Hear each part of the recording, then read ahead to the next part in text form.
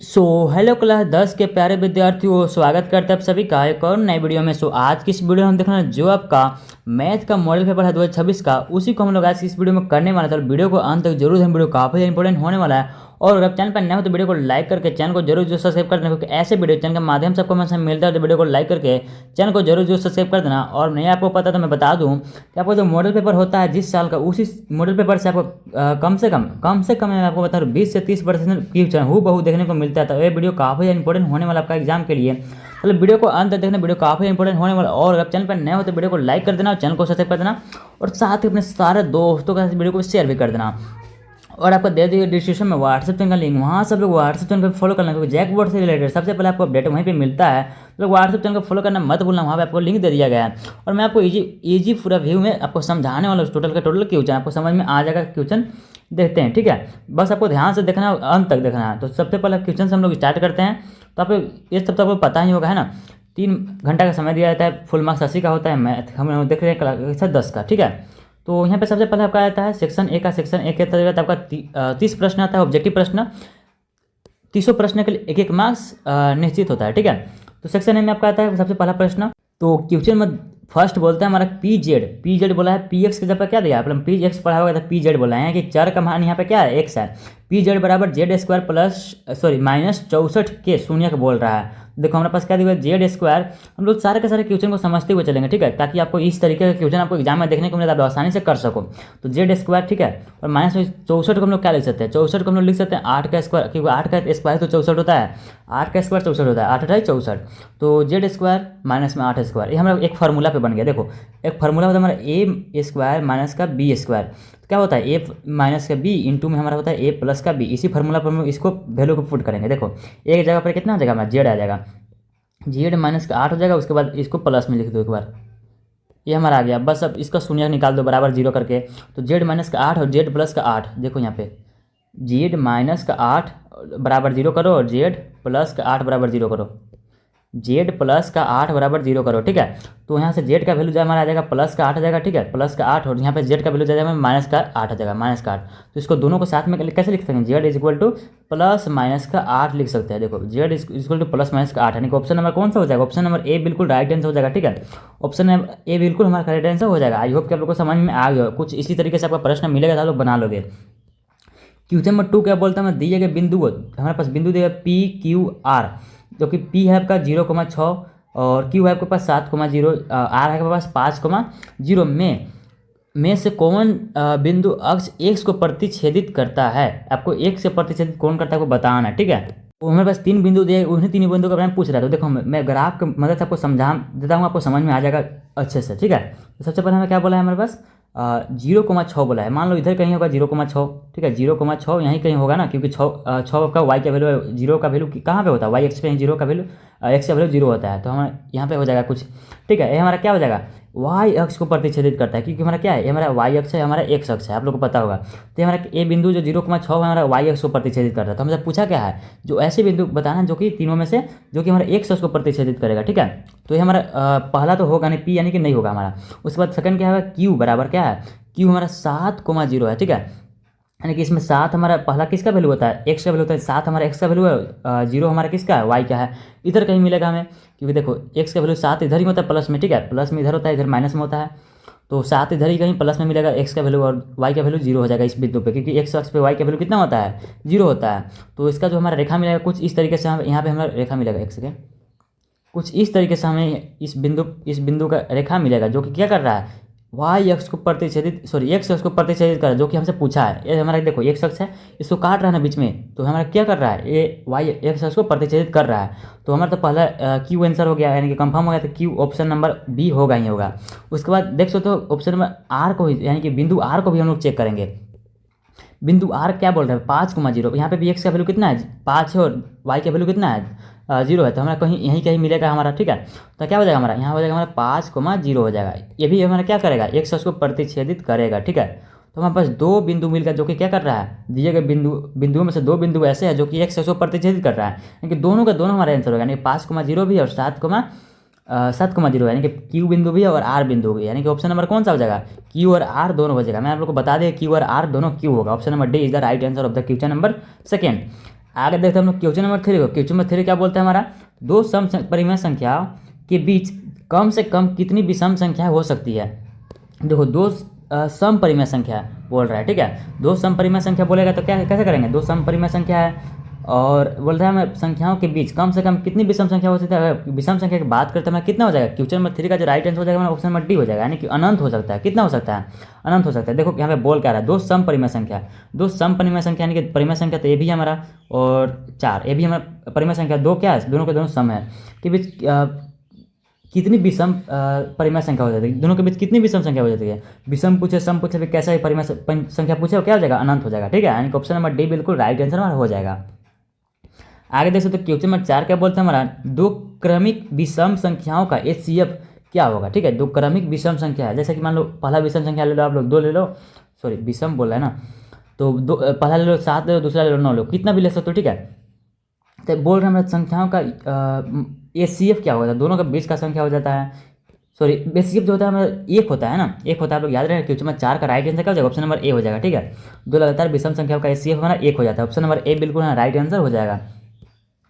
आगे question number 5 बोलते हैं हमारे दो चरों YZ में रैखिक समीकरण AY प्लस में BZ प्लस में C बराबर 0 का अधिकतम हल संभव है, कितने हल संभव हो सकते हैं इसके। तो आप लोगों को पता होगा इसका जो हल संभव होता है अनगिनत होता है, यानी कि देखो कैसे अनगिनत होता है मैं बताता हूँ। आप लोग यहाँ पे देखो x और y क्या है, रैखिक समीकरण है, चर है हमारे पास, x और सॉरी y और z क्या है हमारे पास, चर है। तो y के वैल्यू कितना भी ले सकते तो कोई दिक्कत नहीं, और z का वैल्यू हमेशा अलग अलग आते जाएगा। जैसे जैसे आप लोग y का वैल्यू चेंज करोगे वैसे वैसे z का वैल्यू चेंज हो जाएगा, यानी कि कितना भी संख्या है तो हमारे पास अनंत है ना, तो अनंत संख्या अगर आप y का वैल्यू लेंगे तो अनंत z का वैल्यू आएगा, इसके कारण क्या हो जाएगा, अनगिनत बिल्कुल राइट आंसर हो जाएगा, ऑप्शन नंबर सी।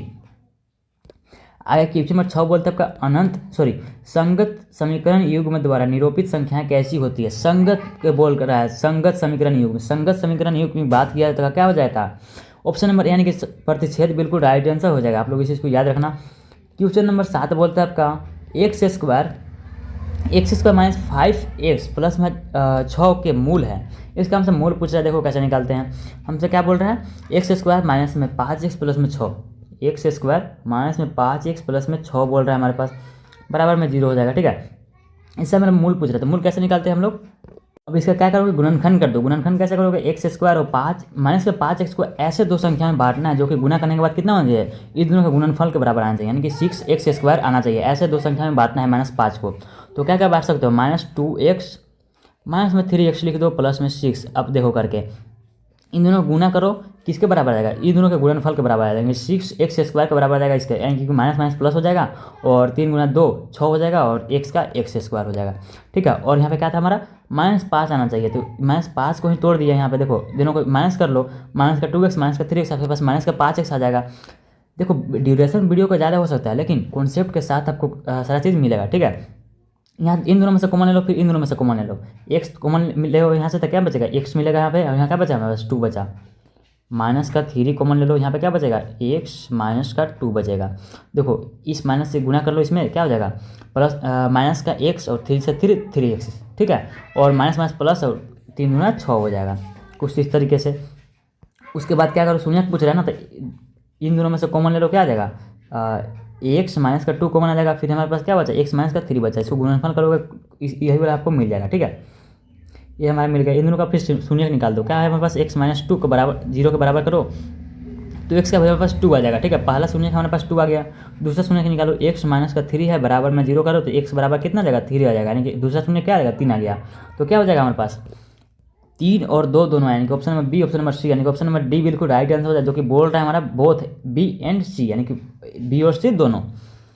आगे क्वेश्चन नंबर 8 को देखें तो 8 बोलते हैं दो लगातार विषम धनात्मक पूर्णांक ज्ञात कीजिए जिसके वर्ग का योग कितना है, 202 है। आप लोग ऑप्शन से भी देख सकते हो, ठीक है। ऑप्शन को स्क्वायर करो, ऑप्शन के स्क्वायर करो आपका, फिर जोड़ो, ठीक है। जोड़ने के बाद आपका 202 आता है तो आप लोग उसका राइट आंसर कर सकते हो। तो पहला मेथड क्या है बनाने का, देखो दो लगातार विषम धनात्मक पूर्णांक है, दो मान लो पहला है 1 और दूसरा क्या हो जाएगा, विषम बोल रहा है, तो मान लो पहला 1 है तो दूसरा विषम संख्या क्या हो जाएगा, 3 हो जाएगा, यानी कि प्लस में हमारा 2 होता है, ठीक है। 1 + 2 करने के बाद ही हमारे पास 3 मिल रहा है। अगर मान लो पहला आपके पास विषम संख्या 5 है, उसमें अगर दूसरा विषम संख्या चाहिए, इसके आगे वाला विषम संख्या चाहिए था, क्या करोगे, इसमें 2 जोड़ोगे ना, 2 जोड़ने के बाद कितना आता है हमारे पास 7 हो जाएगा, यानी कि 5 के बाद दूसरा विषम संख्या कितना आता है 7 आता है। कुछ इसी तरीके से यहाँ पे देखो x हमारा पहला विषम संख्या था, दूसरा विषम संख्या क्या हो जाएगा x+2 हो जाएगा। ठीक है, क्या बोल रहे हैं बस 2 लगातार विषम धनात्मक पूर्णांक ज्ञात कीजिए जिसका वर्ग कितना है, इसका वर्ग कर दो, इसका स्क्वायर कितना है, जिनके वर्ग का योग, वर्ग करने के बाद योग कितना है हमारे पास 202 दिया हुआ है। बस इसको सोल्यूशन कर दो, आपके पास आंसर मिल जाएगा।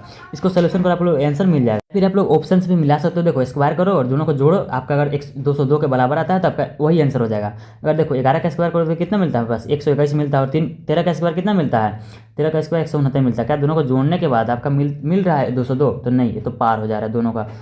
तो उसके बाद देखो ऑप्शन में बी क्या है हमारे पास 9,11 यानी कि 9 का स्क्वायर कितना होता है हमारे पास 81 होता है, प्लस में 11 का स्क्वायर कितना होता है, 11 का स्क्वायर होता है 121 होता है। दोनों को जोड़ो कितना मिलेगा 202 मिल जाएगा, यानी कि ऑप्शन में बी ही बिल्कुल राइट आंसर हो जाएगा। ठीक है, आप लोग दोनों में से किसी तरीके से बना सकते हो, आपका आंसर 9,11 ही आएगा।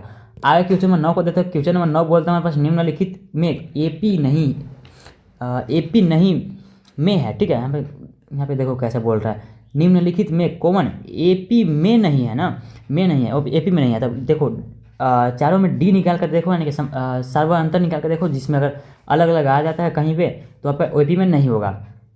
तो ऑप्शन नंबर डी में देखो 25 में से 16 घटाओगे तो कितना बचेगा 4 मिलेगा, यानी कि सर्वांतर इसका 4 होना चाहिए। लेकिन 16 में से अगर 9 घटाओगे तो पास कितना मिल जाता है 6 मिल जाता है, सॉरी 7 मिल जाता है, यानी कि इसका सर्वांतर बराबर नहीं है। तो ऑप्शन नंबर डी हमारा क्या है एपी में नहीं है, ऑप्शन नंबर डी बिल्कुल राइट आंसर हो जाएगा, जो कि हमसे पूछ रहा है। ठीक है, क्वेश्चन नंबर 10 क्या बोलते हैं हमारे पास 1,4,7,10 के 28वें पद का मान क्या है। हमसे क्या पूछ रहा है A28 का मान पूछ रहा है। तो A28 का मान पूछ रहा है, एक सेकेंड, हमसे पूछ रहा है A28 का मान पूछ रहा है। तो an का फॉर्मूला क्या होता है A28, an की जगह पर कितना 28 है हमारा an plus n minus 1 into D होता है, आपका फॉर्मूला होता है। ठीक है, तो A28 है ना, A28 बराबर हो जाएगा हमारे पास a का वैल्यू कितना है, a का वैल्यू हमारे पास 1 है, यानी कि प्रथम पद कितना है 1 है हमारे पास, प्लस में n का वैल्यू 28 जो कि हमें निकालना है 28वां पद, माइनस में 1 डी का वैल्यू कितना है, दोनों का अंतर निकाल दो, 4 में से 1 घटा दो यानी कि 3 बचेगा। तो A28 का वैल्यू कितना आ जाएगा हमारे पास 1 प्लस में 27 गुना में 3, 27 गुना 3 कितना होता है आपके पास 81 होता है। यहाँ से आपको कितना हो जाएगा 81 प्लस में 1 बराबर में कितना 81 कितना 82 हो जाता है। ठीक है, यानी कि A28 का वैल्यू कितना आ गया 82 आ गया। यहाँ पे ऑप्शन में नंबर कहाँ पर देख सकते हो, ऑप्शन नंबर सी में आपका 82 दिया है, ऑप्शन नंबर सी बिल्कुल राइट आंसर हो जाएगा। कुछ इस तरीके से आपको निकालना है, काफ़ी आसान प्रश्न आपको पूछा जाएगा।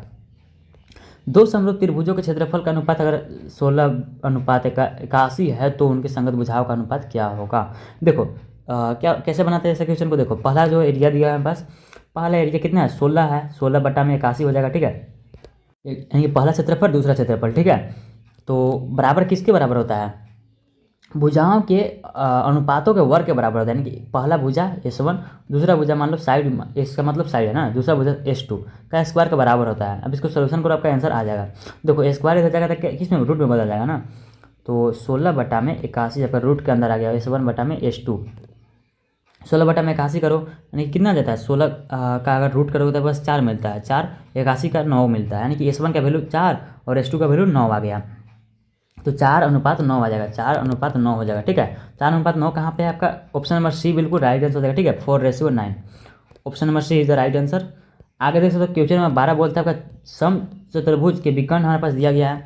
सम चतुर्भुज के विकर्ण, इसकी प्रत्येक भुजा की लंबाई होगी, पहला विकर्ण दिया गया बस 12 और दूसरा विकर्ण आपके पास 16, यानी कि विकर्ण को मान लो डी, तो D/2 कर दो, आपके पास कितना मिल जाएगा 12/2 बराबर में आपका 6 मिल गया पहला भुजा। दूसरा क्या मिल रहा है D/2 करो, D2 मान लो D1 है, D2 16 है, 16/2 करो तो आपके पास कितना मिलेगा 8 मिल जाएगा। 6 और 8 इसको आप लोग पाइथागोरस से निकाल दो। पाइथागोरस क्या बोलता है S का स्क्वायर बराबर कितना हो जाएगा, पहला था हमारा 6 का स्क्वायर प्लस में 8 का स्क्वायर, इसका करो कितना मिल जाएगा आपके पास, तो S का स्क्वायर बराबर हो जाएगा आपके पास 36 प्लस में 8 का स्क्वायर 64, दोनों को जोड़ने के बाद 100 हमें मिलता है, यानी कि S स्क्वायर बराबर कितना हो जाएगा 100 हो जाएगा, 100 हो जाएगा। उसके बाद क्या करो S बराबर कितना हो जाएगा 100 का रूट बराबर में कितना होता है 10 होता है, यानी कि 10 बिल्कुल राइट आंसर, जो कि आपका ऑप्शन नंबर सी में आपका देख सकते हो, option number C is the right answer. आगे क्वेश्चन नंबर 13 को हम लोग देख लेते हैं। क्वेश्चन नंबर 13 बोलता है आपका दो अक्षों के प्रतिच्छेदी बिंदु को क्या कहते हैं। दो अक्ष है मान लो आपके पास, दो अक्ष, एक अक्ष पहला मान लो आपके पास एक अक्ष है और दूसरा आपके पास y अक्ष है। दोनों बिंदु के दोनों अक्षों के प्रतिच्छेद बिंदु को क्या कहते हैं हम लोग, मूल बिंदु कहते हैं ना, और याद रखना ऑप्शन नंबर कौन सा हो जाएगा, ऑप्शन नंबर बी बिल्कुल राइट आंसर हो जाएगा। ठीक है, ओरिजिन इसको बोलते हैं। क्वेश्चन नंबर 14 क्या बोलता है आपसे, वाई अक्ष से 8 इकाई युग्म, वाई अक्ष से कितना 8 इकाई युग्म, वाई अक्ष से 8 इकाई युग्म, मान लो ये आपका वाई अक्ष है, ये आपका एक्स अक्ष है, 8 इकाई युग्म, और एक्स अक्ष से पी इकाई एक बिंदु पी स्थित है, एक्स अक्ष पर पी स्थित है ना, एक्स अक्ष पर पी स्थित है। तो बोल रहा है आपसे तो बिंदु पी का निर्देशांक क्या होगा, तो बिंदु पी का जो निर्देशांक हो जाए आपका वाई से कितना था 8 था, तो इसका क्या हो जाएगा 8,0 हो जाएगा। ठीक है, 8,0 हो जाएगा, क्योंकि एक्स अक्ष पे क्या होता है आपका, एक्स अक्ष पे वाई का वैल्यू 0 होता है, तो इसी चलते क्या हो जाएगा 8,0 हो जाएगा। ऑप्शन नंबर ए बिल्कुल राइट आंसर हो जाएगा। आगे क्वेश्चन नंबर 15 बोलता है यदि कोस ए बराबर 3/5, कोस ए बराबर आपके पास कितना है 3/5 है, तो आपसे क्या पूछ रहा है, सेक ए का मान पूछ रहा है। तो कोस थीटा बराबर क्या होता है, कोस थीटा का तरफ ए है, तो बटा में हो जाएगा मेरे पास साइन सेक ए होता है। ठीक है, सेक ए होता है, तो कोस ए बराबर आपके पास कितना हो जाएगा 1/सेक, सेक की जगह पर कितना हो जाएगा 1/सेक होता है, यानी कि कोस जितना है आपके पास उसी का उल्टा आपका सेक हो जाता है। ठीक है, तो कोस आपके पास कितना है, कोस आपके पास 3/5 है, तो 5/3 इसका राइट आंसर हो जाएगा। 5/3 किसका हो जाएगा, सेक ए का वैल्यू हो जाएगा। ठीक है, यानी कि ऑप्शन नंबर कहाँ पे देख सकते हो 5/3 कहाँ पे, ऑप्शन नंबर सी बिल्कुल राइट आंसर हो जाएगा। ठीक है, 5/3। आगे हम क्वेश्चन में 16 को हल कर लेते हैं। देखो हल करने वाला क्वेश्चन है। ठीक है, साइन ए प्लस में टेन ए इंटू में आपका है 1 माइनस साइन ए बराबर है किसके बराबर हो जाएगा, देखो यहाँ पर साइन ए को हम लोग क्या लिख सकते हैं सेक है ना 1 बाई कोस एक्स लिख सकते हैं, कोस ए लिख सकते हैं, क्योंकि थीटा का वैल्यू कितना है ए है, प्लस में टेन ए को क्या लिख सकते हैं साइन ए बाई में हम लोग लिख सकते हैं कोस ए लिख सकते हैं, आपका फार्मूला होता है पता है ना हम लोग का। फिर यहाँ पे इंटू में क्या हमारे पास 1 माइनस साइन ए है। ठीक है, जिसको साथ में लेकर के चलना है, ये दोनों में से कॉमन ले लो, यानी कि एलसीएम ले लो, क्या आ जाएगा बस कोस ए एलसीएम आ जाएगा, कोस ए एलसीएम आ जाएगा। यहाँ पे क्या आ जाएगा 1 प्लस में साइन ए हो जाएगा, 1 प्लस में साइन ए। उसके बाद यहाँ पे देखो यहाँ इंटू में क्या हमारे पास 1 माइनस में साइन ए है, तो यहाँ पे देखो एक है प्लस में आपके पास ए प्लस बी ए माइनस बी ए प्लस बी ए माइनस बी है, दिख रहा है यहाँ पे कुछ ए प्लस बी ए माइनस बी किस फार्मूला पे आ गया ए स्क्वायर माइनस बी स्क्वायर पे, यानी कि 1 का स्क्वायर प्लस में साइन ए का स्क्वायर, देखो 1 का स्क्वायर प्लस में साइन ए का स्क्वायर बटा में आपके पास कितना था, फॉर्मूला तो माइनस में होता है ना, मैंने प्लस लिख दिया यहाँ पे क्या आ जाएगा बटा में आपका जो था आपके पास कोस ए। उसके बाद यहाँ पे देखो ये फार्मूला होता है आपके पास 1 माइनस साइन स्क्वायर ए किसके बराबर होता है, कोस ए के बराबर होता है, कोस स्क्वायर ए के बराबर होता है। ठीक है, बाय में आपके पास कोस ए है, यहाँ पे कोस स्क्वायर है, यानी कि 2 कोस है। ठीक है, और नीचे में एक कोस है, एक कोस से आपका एक कोस कट जाएगा, बस कितना बचेगा कोस ए बचेगा, यानी कि ऑप्शन नंबर कौन सा हो जाएगा, ऑप्शन नंबर बिल्कुल राइट आंसर जो हो जाएगा हमारा ऑप्शन नंबर बी बिल्कुल राइट आंसर हो जाएगा। ठीक है, ऑप्शन नंबर बी कोस ए मैंने आप लोग सोल्यूशन करके बता दिया। यहाँ पे बोल रहे हैं बस कोट ए बराबर 1 है, तो ए का मान कितना होगा, तो कोट ए बराबर आपके पास 1 दिया हुआ है, तो कोट ए एक को हम लोग क्या लिख सकते हैं कोट 45 लिख सकते हैं, कोट 45 क्योंकि कोट 45 डिग्री का मान कितना होता है 1 होता है, तो ए का वैल्यू कितना हो जाएगा पास कोट मान लो कट गया, काटना नहीं है कट गया मान लो, ए का वैल्यू कितना हो जाएगा 45 डिग्री हो जाएगा। ऑप्शन नंबर कहाँ पे दिख रहा है 45, ऑप्शन नंबर कहाँ पे दिख रहा है, ऑप्शन नंबर बी बिल्कुल राइट आंसर हो जाएगा। ठीक है, ऑप्शन नंबर सी हो जाएगा ना 45 डिग्री। आगे देख सकते हो क्वेश्चन नंबर 18 बोलते हैं हमारे पास जब किसी सीधे खंभे की छाया और उसकी लंबाई और उसकी ऊंचाई बराबर है तो सूर्य का उन्नयन कोण क्या होगा। देखो मान लो कोई लंबा खंभा है, ठीक है, मान लो कोई लंबा खंभा है और इससे क्या बोल रहे हैं कि जितना लंबा खंभा है ना उतना ही लंबा इसका क्या है, उतना ही लंबा इसका छाया है। ठीक है, तो बोल रहे हैं सूर्य का उन्नयन कोण कितना हो जाएगा, सूर्य का उन्नयन कोण जो हो जाएगा हमारे पास 45 डिग्री होता है, आपको पता होगा। ठीक है, 90 का आधा कर दो 45 हो जाएगा। ठीक है, यानी कि ऑप्शन नंबर कहाँ पे दिख रहा है, ऑप्शन नंबर बी बिल्कुल राइट आंसर हो जाएगा। ठीक है, option number B 45 degree. Question number 19 बोलता है आपका चतुर्भुज के चारों कोनों का योग कितने डिग्री का होता है। चतुर्भुज के चारों कोनों का योग कितने डिग्री का होता है, चारों कोनों का योग बोल रहा है। देखो चतुर्भुज होता है आपके पास, चतुर्भुज है आपके पास, बोल रहा है आपके पास चारों कोनों का योग, 1 कोण 2 कोण 3 कोण 4 कोण, दोनों का जो योग होता है आपके पास ट्रिक से देखो यहाँ पर ट्रिक से मैं बता रहा हूँ इस चीज़ को। ये आपका कुछ चतुर्भुज है, ये दोनों के बीच में कितने विकर्ण खींचे जा सकते हैं, एक विकर्ण खींचे जा सकते हैं। अगर इसको खींचोगे तो काट देगा ना, काटना नहीं है। कितने त्रिभुज बन गए, एक त्रिभुज दो त्रिभुज बन गए। एक त्रिभुज का अंतर कोनों का कितना होता है 180 होता है, 180 प्लस में 180 कर दो मतलब कितना हो जाएगा 360 हो जाएगा। 360 बिल्कुल राइट आंसर हो जाएगा। ठीक है, मैंने आप लोगों को ट्रिक से बता दिया। देखो यहाँ पे 360 कहाँ पे, ऑप्शन नंबर बी बिल्कुल राइट आंसर हो जाएगा। ठीक है, 360। आगे क्वेश्चन नंबर 20 बोलता है आपका दशमिक संख्या आपके पास 111 दिया हुआ है, 111। तो आपके पास बोल रहा है आपके पास आपसे कि पूर्ण संख्या है आपका, प्राकृतिक संख्या है, परिमेय संख्या, फिर इनमें से सभी है। तो बस दे दिया दशमिक संख्या 111। 111 तो 111 को हम लोग लिख सकते हैं 111 बटा में 1, कोई फर्क पड़ेगा इससे तो नहीं। तो इसको कह सकते हैं क्या है, परिमेय संख्या है। पूर्ण संख्या यानी कि 1 से बड़ा है, तो आपका क्या हो जाएगा, पूर्ण संख्या है। प्राकृतिक संख्या तो है यानी ऑप्शन नंबर डी बिल्कुल राइट आंसर, ठीक है, इनमें से सभी। आगे बोलता है क्वेश्चन नंबर 21। क्वेश्चन नंबर 21 क्या बोलता है, किसी त्रिभुज ए बी सी के दो भुजा हमारे पास दिया गया है, ठीक है। ए बी बराबर 7 और बी सी बराबर 4 सेंटीमीटर। निम्न में से तीसरा भुजा के लिए क्या संभव हो, भुजा के माप के लिए क्या संभव आपसे पूछ रहा है, क्वेश्चन नंबर 21, ठीक है। तो इसका जो राइट आंसर हो जाएगा हमारा ऑप्शन नंबर डी हो जाएगा, यानी कि ए और बी दोनों हो जाएगा, यानी कि क्या 6 सेंटीमीटर भी और 8 सेंटीमीटर भी हो सकता है, अलग अलग तरीका से निकालोगे। तो क्वेश्चन नंबर 22 बोलता है आपके पास एक पासे को उछालने पर एक सम संख्या आने की प्रायिकता है, एक सम संख्या आने की प्रायिकता क्या हो जाएगा। देखो एक पासे को उछालो, पासा में कितना संख्या होता है, 6 संख्या होता है, एक होता है या तो 2 आ सकता है, या तो 3 आ सकता है, या 4 आ सकता है, तो 5 आ सकता है, या 6 आ सकता है। वो क्या होता है, पासे में इतना संख्या होता है। तो आपसे क्या पूछ रहा है, उछालने पर सम संख्या आने की प्रायिकता। इसमें सम कौन कौन सा है, 2 है आपका, 4 है आपका, 6 है आपका, टोटल संख्या कितना है, 3 है, ठीक है। तो प्रायिकता निकाल दो, पी बराबर क्या हो जाएगा, 3 बटा में टोटल कितना, टोटल हमारे पास 6 है, तो बराबर में कितना हो जाएगा, 1 बटा में 2 हो जाएगा, 1 बटा में 2 हो जाएगा। यानी कि यहाँ पे कहाँ पे ऑप्शन नंबर बी में आपका 1 बटा में 2 दिया गया है, तो ऑप्शन नंबर बी बिल्कुल हमारा राइट आंसर हो जाएगा। आगे हम लोग क्वेश्चन नंबर 23 को दे रहे हैं। क्वेश्चन नंबर 23 बोलता है के पास निश्चित होने वाली घटना की प्रायिकता है, निश्चित होने वाली घटना की प्रायिकता क्या हो जाएगा, 1 हो जाएगा, ठीक है, 1 हो जाएगा। पर क्या हो जाएगा, निश्चित घटना की प्रायिकता होता है, आप लोग याद रखना इसे इसको। 24 बोलता है के पास एक पासा को उछाला जाता है तो 3 के गुणक आने के, तो पासा में कौन कौन सा संख्या होता है, 1 2 3 4 5 6 होता है। लूडो का गड्डी आप लोगों ने देखा होगा, यह आपसे बोल रहा है पासा में 6 संख्या होता है। आपके क्या पूछ रहा है, 3 के गुणक, 3 के गुणक कौन कौन है, एक तो खुद 3 है और दूसरा 6 है, 3 6 है, कितना टोटल संख्या 2 है। और 2 बटा में आपका कितना हो जाएगा, 2 बटा में आपका 2, इसे प्रायिकता हमें निकालना है। 2 बटा में टोटल कितना है, 6 है आपके पास, तो 1 बटा में कितना हो जाएगा, 3 हो जाएगा। एक ऑप्शन नंबर कहाँ पे देख सकते हो, ऑप्शन नंबर बी बिल्कुल राइट आंसर, 1 बटा में 3। आगे देखते हैं हम लोग क्वेश्चन नंबर 25 को। 25 बोलता है आपके पास x माइनस 3, दूसरा आपके पास 3x और 4x प्लस 2 समांतर श्रेणी में हो तो x का मान हमसे पूछ रहा है। तो एक बात बताओ, दोनों d कैसे निकालते हैं हम लोग, सार्वधातुक कैसे निकालते हैं, दूसरा पद माइनस पहला पद, यानी कि 3x माइनस में करेंगे हम लोग x प्लस में 3 करेंगे तो हमारा क्या निकल जाएगा, d निकल जाएगा। तो बराबर नहीं हो जाएगा इसका, अगर हम लोग a3 में से भी a2 को घटाते हैं, यानी कि तीसरा पद में से भी दूसरा पद को घटाते हैं, तो भी हमारा बराबर हो जाएगा कि किसके, दूसरा पद में से घटाया हुआ पहला पद, उसके बराबर हो जाएगा। आप लोग अच्छा से मैं एक बार फिर से समझाऊंगा, पहले देखो मैं कैसे लिख रहा हूँ। 4x प्लस 2 को माइनस कर दो किससे, 3x से कर दो। देखो ये हमारा क्या है, दूसरा पद है, दूसरा पद में से पहला पद को घटा दिया तो हमारा डी मिल गया, ठीक है। तो कि कहीं भी डी निकालो सार्वधातुक में बराबर आता है, यानी कि हम लोग लिख सकते हैं तीसरा पद में से भी हम लोग अगर दूसरा पद को घटाते हैं, ये भी कितना क्या हो जाएगा, दोनों बराबर हो जाएगा, ठीक है।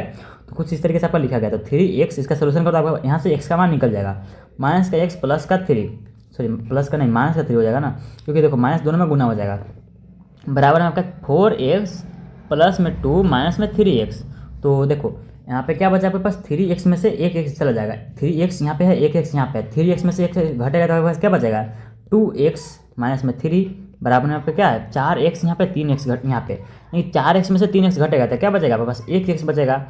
1x प्लस में आपका क्या बचेगा, 2 है यहाँ पे x वाले को एक तरफ ला दो, यानी कि 2x है इधर और इधर x प्लस में है, तो इधर आके क्या हो जाएगा, माइनस में हो जाएगा, बराबर में 2 प्लस में इधर माइनस में है 3, उधर क्या हो जाएगा, प्लस में हो जाएगा, यानी कि x का वैल्यू कितना आ जाएगा, 2x में से 1x घटा दो तो कितना बचेगा, बस 1x बचेगा, बराबर में आपका कितना बचेगा, 2 प्लस 3, अब यानी कि 2 प्लस 3 5 हो जाए, यानी कि x का वैल्यू कितना आ गया, 5 आ गया, जो कि हमसे x का वैल्यू भी पूछा था। तो देखो यहाँ पे x का वैल्यू 5 यहाँ पे ऑप्शन नंबर कहाँ पे दिया हुआ है, तो x का वैल्यू 5 यानी कि ऑप्शन नंबर बी बिल्कुल राइट आंसर हो जाएगा हमारा। आगे हम क्वेश्चन नंबर 26 होते हैं। क्वेश्चन नंबर 26 बोल रहा है बस 5, 6, 8, 9 x तथा 13 का माध्य हमारे पास दिया हुआ है 10 हो तो एक समान हमसे पूछ रहा है क्या होगा एक समान। सबको पहले हम लोग माध्य निकालने लगेगा, तो सबसे माध्य बराबर जो होता है हमारा, माध्य बराबर होता है हमारा टोटल संख्याओं का योग। टोटल संख्या क्या क्या है हमारे पास, पहला है 5 प्लस में 6 प्लस में 8, ठीक है, 8 प्लस में हमारे पास कितना है 9 प्लस में x प्लस में हमारे पास एक और 13 है ना, 13 बटा हो जाता है आपके पास टोटल संख्या कितना है, टोटल संख्या आप लोग गिन के देखो 1 2 3 4 5 6 हो जाएगा, यानी कि बटा में आपके पास कितना आ जाएगा 6 आ जाएगा। तो माध्य का वैल्यू हमारे पास कितना दिया 10 दिया हुआ है, माध्य बराबर हो जाएगा हमारा टोटल का जोड़ तो कितना आ जाएगा, टोटल का जोड़ दो 5 plus 6 plus 8 plus 9 plus x plus 13, यानी कि कितना आ जाएगा बस ये आ जाएगा आपका 41 प्लस में x बटा में आपका 6 भाई है ही आपका 6 जो है इधर भाग में, इधर क्या हो जाएगा गुना में हो जाएगा, यानी कि 10 गुना 6 आपके पास कितना मिलेगा 60 मिलेगा। 60 बराबर हो जाएगा 41 प्लस में आपका x, और यहाँ से आप लोग x का वैल्यू निकाल दो, x बराबर हो जाएगा हमारा x बराबर हो जाएगा 41, इधर प्लस में उधर आगे क्या हो जाएगा माइनस में हो जाएगा, यानी कि 60 माइनस 41 हो जाएगा। x का वैल्यू जो हमें मिलेगा 19 मिलेगा, यानी कि ऑप्शन नंबर कहाँ पर दिख रहा है 19, ऑप्शन में बी बिल्कुल राइट आंसर हो जाएगा। ठीक है 19। आगे हम क्वेश्चन नंबर 27 को देते हैं। क्वेश्चन नंबर 27 भी काफ़ी आसान प्रश्न है। बोल आपसे बहुलक किसका पूछ रहा है, तो बहुलक कैसे निकालते हैं हम लोग, जो आपका बार बार संख्या रिपीट हो रहा है। देखो 2 आपका कितने बार रिपीट है, 2 3 4 5 बार रिपीट हुआ है आपका, और आप लोग किसी भी संख्या को देखो इतना बार रिपीट नहीं हुआ, ऑप्शन नंबर ए 2 बिल्कुल राइट आंसर हो जाएगा। नेक्स्ट में क्वेश्चन 28 को 28 बोलता है आपके पास 8, 7, 12, 15, 10, 9, 13 सॉरी 11, 13, 14 के माध्यिका हमसे पूछ रहा है। सबसे पहले हम लोग क्या करते हैं माध्यिका निकालने का, आरोही क्रम में व्यवस्थित करते हैं, यानी कि बढ़ते हुए क्रम में व्यवस्थित करते हैं। तो इसमें देखो सबसे छोटा कौन सा है, सबसे छोटा इसमें 7 है, इस संख्या में देखो ना आप लोग। ठीक है 7 है, दूसरा हमारे पास 8 है, और तीसरा 9 है, चौथा 10 हो जाएगा, बढ़ते क्रम हम लोग लिख रहे हैं ना। फिर 11 हो जाएगा, फिर 12 हो जाएगा, फिर 13 हो जाएगा, फिर 14 हो जाएगा, फिर 15 हो जाएगा। ठीक है 15 हो जाएगा। उसके बाद हमसे क्या बोल रहा है, माध्यिका हमसे पूछ रहा है। टोटल संख्या कितना है, टोटल संख्या आप लोग देखोगे तो कितना है 9 है। ठीक है तो हमें 9 क्या है सम संख्या नहीं, तो इसमें हम लोग 2 से विभाजित नहीं कर सकते, इसमें लोग 1 जोड़ देंगे, बराबर कितना हो जाएगा 10 बटा में 2 हो जाएगा, बराबर में कितना है 5 आ जाएगा, यानी कि ऑप्शन नंबर कौन सा हो जाएगा। अब 1 जोड़ा जाता है ना जब भी सम होता है, तो 5 हमारा आ गया, यानी कि ऑप्शन नंबर कौन सा हो जाएगा, ऑप्शन नंबर जो हमारा 5 है तो हमारा आंसर नहीं होगा। देखो 5वां नंबर कौन सा संख्या है, 1 2 3 4 5, हमारा मान सही हुआ है। ठीक है तो 5वां नंबर पर 11 है, 11 बिल्कुल राइट आंसर हो जाएगा, जो कि हमारा क्या हो जाएगा 11 बिल्कुल राइट आंसर हो जाएगा, जो कि हमारा क्या हो जाएगा माध्यिका हो जाएगा। ऑप्शन नंबर बी बिल्कुल राइट आंसर हमारा हो जाएगा।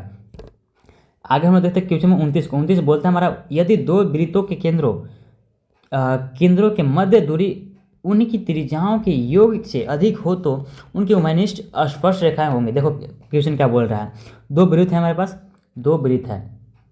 क्वेश्चन को मैं आप लोगों को बता देता हूँ, इसका मूल बिंदु है, इसका मूल बिंदु है, दोनों को मिलाने वाली जो रेखा है ना, यहाँ पे देखो दूरी उनकी त्रिज्याओं के केंद्रों के मध्य दूरी इसका क्या हो जाएगा, मध्य दूरी हमारा केंद्रों के मध्य दूरी दोनों वृत्तों के ए वाला हो जाएगा। ठीक है ए वाला रेखा हो जाएगा। उसके बाद क्या बोल रहे हैं हमसे, मध्य दूरी उनकी त्रिज्याओं के, जिसका त्रिज्या है, इसका त्रिज्या मान लो इसका R1 है, और त्रिज्याओं इसका क्या आ जाएगा R2 मान लो इसका, तो त्रिज्याओं का जो योग है ना, योग है वो आगे क्या है अधिक हो तो मान लो ये आपका क्या है R दूरी, बड़ा R दूरी है, ये आपका क्या है R जो है बड़ा R जो है R1 प्लस में R2 से बड़ा है, यहाँ से बोल रहा है। तो उभयनिष्ठ स्पर्श रेखाओं की संख्या हो गई, तो यहाँ से आप स्पर्श रेखाओं की संख्या आपसे पूछ रहा है, ये दोनों पे स्पर्श रेखा कर दो। कितने टोटल स्पर्श रेखा हो गए, 4 हो गए, पहला दूसरा तीसरा चौथा, ये 4 स्पर्श रेखा हो जाएंगे, यानी कि ऑप्शन नंबर कौन सा हो जाएगा, ऑप्शन नंबर डी बिल्कुल राइट आंसर हमारा हो जाएगा। आगे देखते हैं हम लोग क्वेश्चन नंबर 30 को। क्वेश्चन नंबर 30 हमारा लास्ट प्रश्न होने वाला ऑब्जेक्टिव का। 2 गोले का आयतन हमारे पास दिया हुआ है, आयतन का अनुपात 16:27 है, उनके पृष्ठ क्षेत्रफल का अनुपात होगा, इनके पृष्ठ क्षेत्रफल का अनुपात बोल रहा है। आयतन का अनुपात दिया हुआ है, हमसे क्या बोल रहा है क्षेत्रफल का अनुपात पूछ रहा है। तो सबसे पहले हम लोग निकालेंगे V1 बटा V2, उसके बाद दोनों का फार्मूला लगाओ, बटा में दोनों का करो, फिर 4/3 पाई R क्यूब होता है ना, इसका फार्मूला था 4/3 पाई, दोनों में कॉमन आ जाएगा तो दोनों कट जाएगा। उसके बाद R1 और R2 का वैल्यू आ जाएगा, तो फिर आप लोग इससे कॉमन निकाल दो, किसका एरिया का, तो एरिया का कॉमन निकालोगे तो बटा में वहाँ पे R का वैल्यू वहाँ से जो निकला है वहाँ पे रख दो, उसका मान फिर रखने के बाद आपका कितना आ जाएगा, जब आपका एरिया का जो आपका अनुपात आ जाएगा, यानी कि क्षेत्रफल का जो अनुपात आ जाएगा आपका कितना आ जाएगा 16:9 आ जाएगा, यानी कि ऑप्शन सी बिल्कुल राइट आंसर हो जाएगा। ठीक है कुछ इस तरीके से आप लोग इसे बना लें। तो अब हम लोग कुछ सब्जेक्टिव प्रश्न के उत्तर को भी देख लेते हैं। यहाँ पे देख सकते हो सबसे पहले हमारा आया था सेक्शन बी का। सेक्शन बी के अंतर्गत आपका 6 प्रश्न पूछा जाएगा, सॉरी ऐसे तो 8 प्रश्न रहेगा, लेकिन इसमें से आपको 6 ही प्रश्न का जवाब देना है, जिसके लिए प्रत्येक प्रश्न के लिए आपको 2 मार्क्स दिया जाएगा, यानी कि 12 मार्क्स से पूरा सेक्शन बी का होने वाला है। जिसमें देख सकते हो क्वेश्चन नंबर 31 क्या बोलता है हमारा, एपी का पहला पद दिया हुआ है। देखो कैसे बनाना है, सबसे पहले देखो जो दिया हुआ है पहला पद दिया है, यानी कि A1 का वैल्यू दिया हुआ है हमारे पास, एक सेकेंड, A1 का वैल्यू हमारे पास कितना दिया हुआ है 21 दिया हुआ है, और बोलता है सार1 था, यानी कि डी का वैल्यू कितना है हमारे पास 5 है, तो बोल कर 18वां पद क्या होगा, यानी कि A18 का वैल्यू हमें निकालना है। तो क्या होता है हमारा फॉर्मूला A + A - 1 × D होता है, इसका फॉर्मूला होता है, आप लोगों को पता होगा। तो A18 के बराबर कितना हो जाएगा हमारा, A का वैल्यू कितना है A1, यानी कि A का वैल्यू कितना है 21 है, प्लस में N का वैल्यू हमें निकालना है, N - 1 × D का वैल्यू कितना है हमारे पास 5 है।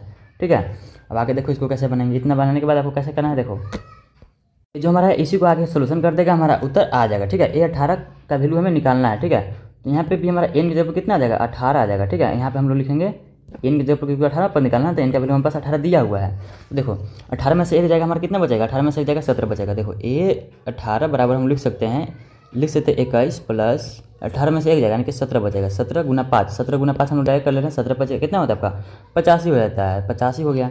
तो ए 18 बराबर कितना हो जाएगा हमारा, ए 18 85 प्लस 21 यानी कि कितना हो जाएगा 106 हो जाएगा। ठीक है, कुछ इस तरीके से आपको बना देना है, आपको पूरा मार्क्स मिल जाएगा। ठीक है, 2 मार्क्स कितना हो गया। आगे हम क्वेश्चन 32 को देख लेते हैं। क्वेश्चन 32 क्या बोलते हैं हमारा 14 सेंटीमीटर त्रिज्या वाले कितना दिया 14 सेंटीमीटर त्रिज्या वाले बोलता है आपसे कि आर बराबर बस कितना है, आर बराबर 14 सेंटीमीटर। आगे बोलता है त्रिज्या वाले तार को मोड़कर एक वर्ग बनाया गया है। क्या बनाया गया है, इसको वर्ग बनाया गया है। तो वर्ग की भुजा की परिमाप ज्ञात कीजिए। यहाँ पे क्या बोला है, वाले वृत्ताकार, वृत्ताकार यानी कि इसका सबसे पहले हम निकालेंगे क्या, परिधि निकालेंगे। वृत्त का परिधि क्या होता है हमारा 2 पाई आर होता है, 2 पाई आर होता है। बराबर कितना लिखेंगे हम लोग 2 गुना 22/7 गुना में 14 का आर का वैल्यू कितना है 14, यानी कि 2 बार में कट जाएगा। कितना आ गया यहाँ से हमारा, ये हमारा कितना आ गया 22 दूना का 44 दूना का 88 आ गया ना, 88 आ गया। वृत्त का परिधि आ गया। आगे बोलता है आपसे मोड़कर, इसी को मोड़ करके जो हमारा 88 आया ना इसका लंबाई वृत्त का परिधि, उसी को मोड़ करके क्या बनाया गया, एक वर्ग बनाया गया। तो उसका बोल रहा है उसका परिमाप फिर हमारा क्या होगा। तो देखो वृत्त का परिमाप क्या होता है हमारा, सॉरी वर्ग का परिमाप होता है हमारा 6a होता है ना। देखो 6a इसका परिमाप होता है, 6 नहीं 4a होता है ना, 4a होता है इसका परिमाप। तो हम लोग कितना लिखेंगे 4a बराबर कितना लिखेंगे, क्योंकि उसी तार से बनाएगा 88 जो आया था हमारा वृत्त का, उसी तार से हमारा क्या बनाएगा वृत्त वर्ग बनाएगा। तो 4a इसके बराबर कितना हो जाएगा 88 हो जाएगा। तो a बराबर हम लोग क्या लिखेंगे 88 अपन में, यानी कि 88 बटा में हम लोग लिखेंगे 4 लिखेंगे। इसको काट दो, आपका आंसर आ गया। कितना आ जाएगा, इसको काट दो तो बराबर में 22 आ जाएगा। 22 इसका बिल्कुल राइट आंसर हो जाएगा। ठीक है, आगे हम क्वेश्चन नंबर 33 को देख लेते हैं। क्वेश्चन नंबर 33 क्या बोलता है आपका, देखो 33 बोलता है आपका कि आर बराबर हमारे पास कितना दिया हुआ है 10,2 दिया हुआ है। बिंदुओं, 2 बिंदु हमारे पास कितना है, ए बिंदु और बी बिंदु 6,5 एवं 14, वाई को मिलाने वाली रेखाखंड ए बी का मध्य बिंदु है। कौन सा मध्य बिंदु, ये दो बिंदु हमारे पास दिया हुआ है ना, इसका मध्य बिंदु है आर। तो बोल रहा है कि मिलाने वाली मध्य बिंदु है। तो हमसे क्या पूछ रहा है कि वाई का मान ज्ञात कीजिए, फिर हमसे पूछ रहा है कि वाई का मान क्या होगा। ठीक है, तो देखो कैसे बनाएंगे इस चीज़ को। हमारे पास आर कितना दिया हुआ है, आर एक्स वाई कितना दिया हुआ है, इसके जगह पर एक्स वाई का वैल्यू कितना है हमारे पास 10,9 है, 10,9 है। बराबर में हमारा क्या होता है फार्मूला x1 प्लस x2 होता है। x1 कितना हमारे पास 10 है, प्लस में x2 कितना है हमारे पास, सॉरी 10 नहीं है ना, इसका x1 इसमें समझ लेंगे x1 x2 तो 6 है, प्लस में हमारा 14 x2। देखो इसका पहला पद x1 हो जाएगा, इसका पहला पद x2 हो जाएगा। ठीक है, बटा में हमारा कितना 2 होता है फार्मूला से, कोमा में y1 प्लस y2 इसका दूसरा पद कितना है 5 है, प्लस में y2 का वैल्यू कितना है y है, इसी y का वैल्यू में निकालना है, बटा में 2 होता है, आप लोग को पता होगा। आगे देख सकते हो यहाँ पे क्या आया 10,9 बराबर में कितना, इसको जोड़ो 14 और 6 कितना हो जाएगा, 14 6 हमारा 20 हो जाता है, 20 बटा में 2 कितना हो जाएगा, 20 बटा में 2 हमारा 10 हो जाता है। ठीक है, 10 उसके बाद 5y प्लस में 2, 5 प्लस y बटा में 2 होता है। ठीक है, तो कितना है इसके बराबर हमारा ए वाला हो गया ना, तो इसके बराबर भी हमारा ए वाला हो जाएगा। ये चीज़ इसका रूल होता है। ठीक है, जो पहला वाला के बराबर पहला वाला हो गया, यानी कि 10 का बराबर 10 हो गया, तो दूसरा का बराबर दूसरा वाला होगा। ठीक है, यानी कि 5 प्लस y बटा में 2 बराबर हम लोग 9 लिख सकते हैं। देखो यहाँ से कैसे बोल रहा है, इस 9 के बराबर हम लोग इस 5 प्लस y बटा में 2 को लिख सकते हैं। ठीक है, तो आगे लिखेंगे लोग 5 प्लस y बटा में 2 बराबर में हमारा कितना 9 हो जाएगा। ठीक है, तो 5 प्लस y बराबर में हो जाएगा 9 गुना 2, क्योंकि इधर भाग में हो जाएगा क्या हो जाएगा गुना में हो जाएगा। चलो 5 सॉरी y बराबर हम लोग क्या लिख सकते हैं, y बराबर लिख सकते हैं 9 दूनों का 18 हो गया ना, तो 18 इधर हो गया। ठीक है, और इस 5 इधर प्लस में तो जाकर क्या हो जाएगा माइनस में हो जाएगा, यानी कि y बराबर हो जाएगा कितना 13 हो जाएगा। ठीक है, 13 बिल्कुल हमारा राइट आंसर हो जाएगा, जो कि हमें y का वैल्यू पूछा था। ठीक है, आगे हम क्वेश्चन नंबर 34 को देख लेते हैं। क्वेश्चन नंबर 34 क्या बोलते हैं हमारा, देखो 34 बोल रहा है कि यदि लंबवत स्तंभ की ऊंचाई हमारे पास कितना है, ऊंचाई प्रकाश सूरज से 60 मीटर है, यानी कि हमारे पास क्या दिया हुआ है, ऊंचाई का मतलब क्या होता है हमारा परपेंडिकुलर रहता है ना, p बराबर हमारे पास कितना 60 मीटर दिया हुआ है। आगे बोलता है आपसे p बराबर हमारे पास कितना 60 सेंटीमीटर दिया हुआ है। ठीक है, 60 मीटर दिया। आगे बोलता है आपसे, आगे बोलता है प्रकाश से बनने वाले स्तंभ की छाया की लंबाई कितना, छाया की लंबाई, यानी कि देखो इसका वैल्यू हमारे पास कितना है, ये हो गया पहला और ये हो गया दूसरा, इसका लंबाई जो हमारे पास 60 मीटर दिया हुआ है, और बोल रहा है कि छाया की लंबाई, इससे जो छाया बन रहा है ना यहाँ पे, इसका लंबाई कितना दिया हुआ है हमारे पास, इसका लंबाई हमारे पास कितना दिया हुआ है 20√3 दिया हुआ है। ये हमारा स्तंभ हो गया, ये इसका छाया हो गया। ठीक है, आगे बोलता है आपसे तब स्तंभ से प्रकाश के स्रोत का उन्नयन कोण पूछ रहा है कि ये उन्नयन कोण कितना होगा प्रकाश के स्रोत से। देखो कितना हो जाएगा, P बराबर हमारे पास 60 मीटर हो गया, क्योंकि परपेंडिकुलर कितना होता है 60, ये वाला सीधा वाला क्या होता है परपेंडिकुलर, इसका वैल्यू कितना है 60 है। और हमारा बेस होता है, बेस का वैल्यू यानी कि B हम लोग इसको लिखेंगे, B बराबर कितना है 20√3 है, 20√3 हो गया। तो आगे देखो तो हमारा tan थीटा बराबर क्या होता है, क्योंकि यहाँ पे सीधा है ना, सीधा वाला में हम लोग tan थीटा लगाते हैं, tan थीटा बराबर होता है P/B होता है। तो tan थीटा बराबर हम लोग क्या लिखेंगे, tan थीटा बराबर हम लिखेंगे P का वैल्यू कितना है हमारे पास, P का वैल्यू हमारे पास 60 है, 60 बटा में हो जाएगा कितना 20/√3 हो जाएगा। एक जीरो से एक जीरो कट गया, 2 से 3 बार में कट गया, कितना आ गया 3√3 आ गया। और इसका प्रमेयीकरण कर दो, यानी कि √3 से गुना और √3 से भागा कर दो, क्योंकि नीचे में √3 नहीं होता।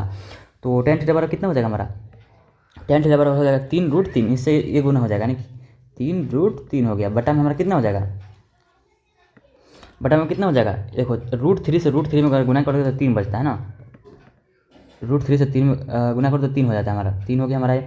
तो इस 3 से 3 कट जाएगा, यानी कि tan थीटा बराबर कितना आ गया, tan थीटा बराबर कितना आ गया √3 आ गया। देखो tan थीटा बराबर कितना आ गया √3 आ गया। √3 को हम लोग क्या लिख सकते हैं, tan theta is equal to tan कितना डिग्री का मान होता है √3, तो आप लोग बोलोगे कि tan √3 जो होता है हमारा 60 डिग्री का मान होता है, तो इसको हम लोग tan 60 डिग्री लिख सकते हैं, हाँ लिख सकते हैं, कोई दिक्कत नहीं है।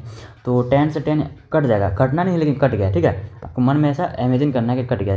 थीटा बराबर कितना हो जाएगा 60 डिग्री हो जाएगा। थीटा का वैल्यू हमसे पूछा था कि स्तंभ से प्रकाश के स्रोत का उन्नयन कोण कितना हो जाएगा, कोण बराबर कितना हो जाएगा, उन्नयन कोण हमारा 60 डिग्री हो जाएगा, ठीक है।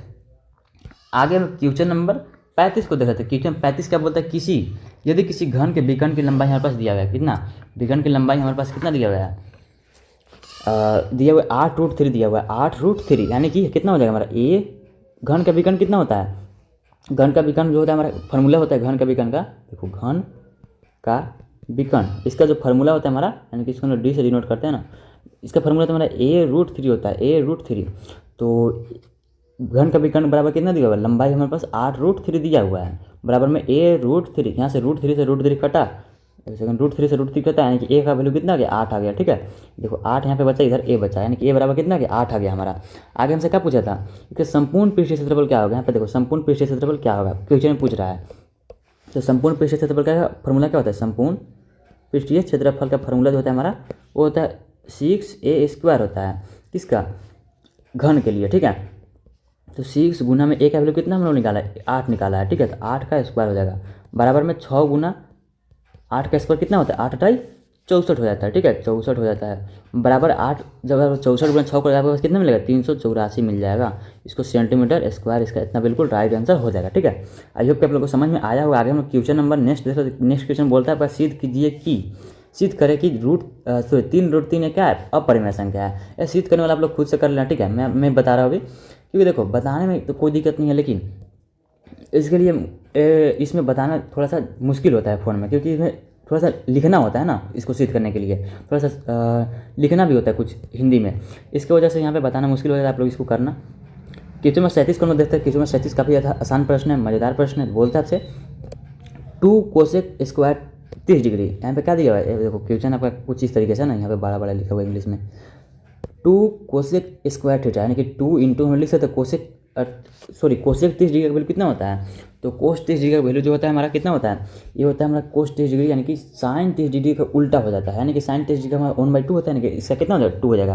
तो कोसेक स्क्वायर 30 डिग्री का वैल्यू हमारे पास कितना आ गया 2 आ गया। तो 2 का हम लोग स्क्वायर करेंगे, क्योंकि कोसेक में स्क्वायर लगा हुआ है, प्लस में एक्स हो जाएगा। हमसे क्या पूछा है, एक्स का वैल्यू पूछा है ना, इसी एक्स का वैल्यू निकालना है, यहाँ पर जो हमारा एक्स दिया हुआ है 60 कोस 60 डिग्री, कोस 60 डिग्री का वैल्यू कितना होता है, जितना का वैल्यू हमारा साइन 30 डिग्री का वैल्यू होता है, वही सेम टू सेम वैल्यू कितना होता है कोस 60 डिग्री का होता है। तो गुना में हमारा कितना हो जाएगा 1/2 हो जाएगा, बराबर में 10 हमारे पास दिया हुआ है। तो 2 गुना में 4 हो जाएगा ना, 2 का स्क्वायर 4, प्लस में हमारे पास एक्स बटा में 2 हो जाएगा, 4 दूना का 8 हो जाएगा, यहाँ पे 8 प्लस में एक्स बटा में 2 बराबर में 10 हो जाएगा। तो हम लोग इसको कैसे कर सकते हैं, देखो एक्स बटा में 2 इधर छोड़ दो, और 8 जो इधर प्लस में इधर का क्या हो जाएगा माइनस में हो जाएगा, यानी कि 10 माइनस का 8 कितना बचेगा हमारा, 10 में से जब 8 जाएगा तो कितना बचेगा हमारे पास, बचेगा हमारा 2 बचेगा ना, यहाँ 2 बचेगा। तो हमारा इधर कितना हमारे पास एक्स बटा में 2 है इधर, बराबर में कितना 2 बचा हुआ है, तो x बराबर हम लोग कितना लिख सकते हैं, 2 गुना 2 लिख सकते हैं, क्योंकि इधर भाग में तो जाके क्या हो जाएगा, गुना में जाएगा, x बराबर कितना आ गया, 4 आ गया। तो 4 बिल्कुल राइट आंसर होता है, जो कि किसका वैल्यू है, यहाँ पर जो x है उसका वैल्यू है। ठीक है, कुछ इस तरीके से इसको बनाना था। अगर समझ में नहीं है तो पीछे करके वीडियो को देखो, काफ़ी आसान प्रश्न है। आगे हम क्वेश्चन में 38 को देख लेते हैं। ठीक है, तो हमारे पास दिया हुआ है, बोलता है आपसे कि ए पी हमारे पास क्या क्या दिया हुआ है, देखो 11 8 5 2, ये हमारे पास दिया हुआ है। ठीक है, ए पी दिया हुआ है। तो 150 माइनस का 150 है का एक पद कितना है, 150 है, क्यों हल करें, क्यों है आपको बताना है यहाँ पे। ठीक है, देखो कैसे निकालेंगे इसको। हमारे पास सबसे पहले देखो ए का वैल्यू कितना है हमारे पास, यानी कि प्रथम पद कितना है, 11 है, और डी का वैल्यू अगर निकालना चाहिए तो कितना निकल जाएगा, 8 माइनस 11, यानी कि दूसरा पद माइनस पहला पद, बराबर में माइनस का 3 आ गया ना, 3 आ गया। अब देखो हम लोग क्या करेंगे, इस फॉर्मूला पर बैठाएंगे, ए एन बराबर a plus n minus 1 into d. हमारे पास जो दिया हुआ है इसका इस पर पुट करो, आपका आंसर आ जाएगा। ए एन का वैल्यू कितना है, 150 हमारे पास दिया हुआ है, माइनस का 150 है, बराबर में ए का वैल्यू कितना है, ए का वैल्यू हमारे पास 11 है, प्लस में एन का वैल्यू कितना है, जो कि हमें निकालना है। ठीक है, एन माइनस 1 हो जाएगा, डी का वैल्यू कितना है, डी का वैल्यू माइनस का 3 हो जाएगा। अब देखो माइनस का 150 बराबर में 11 प्लस में, सॉरी प्लस नहीं, यहाँ पे माइनस हो जाएगा। देखो क्या हो जाएगा, -3 से जब एन में गुना करोगे तो कितना हो जाएगा, माइनस का 3n, और यहाँ पे माइनस माइनस प्लस हो जाएगा, यानी कि कितना हो जाएगा, माइनस माइनस प्लस, यानी कि प्लस का 3 हो जाएगा। अब देखो 11 और 3 कितना होता है, 11 और 3 हमारा हो जाता है 14 हो जाता है ना, तो कितना हो जाएगा हमारा, एक माइनस का 150 बराबर में माइनस का 3n प्लस में 14। अब देखो क्या करो कि इस -3n को इधर ला दो, -3n जो है इधर आके क्या हो जाएगा, प्लस में हो जाएगा ना, इसको प्लस में कर दो, माइनस का 3n हो जाएगा सिर्फ, बराबर में इसे 14 प्लस में 14 को 14 ही छोटा ना दो, इधर माइनस का 150 था, इधर आके क्या हो जाएगा, प्लस का 150 हो जाएगा। अब देखो 3n बराबर हो जाएगा किसका, 150 और 14 कितना होता है हमारा, 164 हो जाता है, 164 हो जाता है। n बराबर कितना हो जाएगा, 164 बटा में कितना हो जाएगा हमारा, बटा में हो जाएगा 3, यानी कि एन का बराबर कितना हो जाएगा, जब आप लोग इसको काटोगे तो कितना आएगा, पॉइंट में आएगा, पॉइंट में कितना आएगा, 54.66 आएगा। ठीक है, 3 ऊपर का है, आप लोग ध्यान देना, 54.66 आएगा। ठीक है, ये पूर्णांक जो है एपी में नहीं है, ये क्या है हमारा, ये हमारा जो 54.66 है, आपको लग रहा है कि इसको अगर घटाते जाएंगे कितना आया था हमारा, -3 आया था ना सर्वांतर, अगर इसको -3 करते जाएंगे तो पॉइंट में कभी आएगा, कभी नहीं आएगा पॉइंट में, तो इसको क्या लिखेंगे, पूर्णांक नहीं है। जो हमारा आया था कितना, 54.66 आया था, लिखेंगे हम लोग इसके नीचे कि पूर्णांक नहीं है, पूर्णांक नहीं है, इसलिए लिखेंगे हम लोग, इसलिए 150 क्या है, 150 एपी में नहीं है, एपी में नहीं है। इसे इतना लिख देना, आपको पूरा मार्क्स मिल जाएगा। ठीक है, तो आई होप कि आप लोग को यहाँ तक समझ में आ गया। बाकी बात सेक्शन सी और सेक्शन डी का क्वेश्चन बचता है, इसको मैं बाद में करा दूंगा। ठीक है, अगले वीडियो में। तो आई होप कि यहाँ तक आप लोग को समझ में आ गया था। वीडियो को लाइक कर देना और चैनल को सब्सक्राइब करना मत भूलना। मिलता है किसी नेक्स्ट वीडियो में, तब तक के लिए बाय बाय।